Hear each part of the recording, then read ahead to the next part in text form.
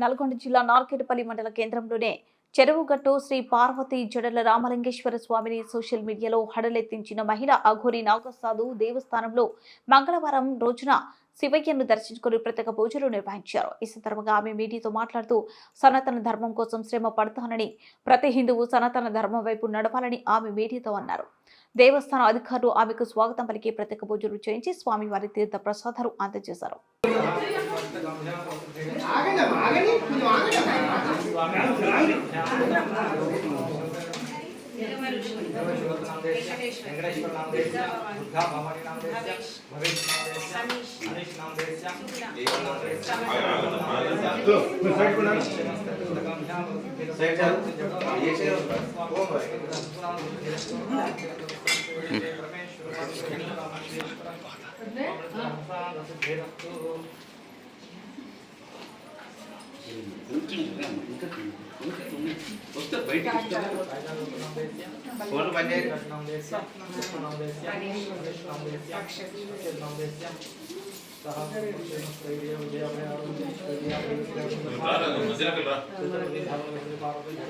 కొంచెం జరగండి అమ్మా, ఎందుకంటే జరగండి. మీరు అసలు ఎందుకు ఫోన్లు ఎందుకు జరగండి.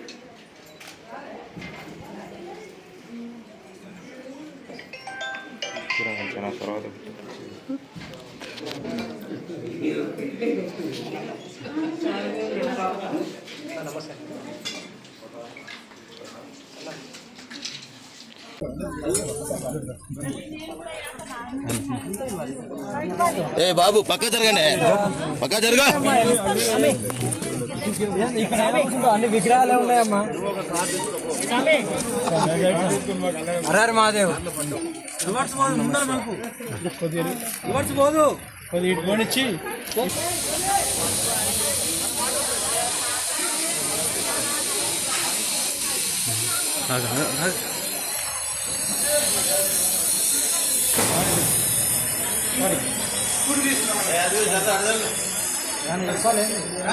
నేను ఇప్పుడు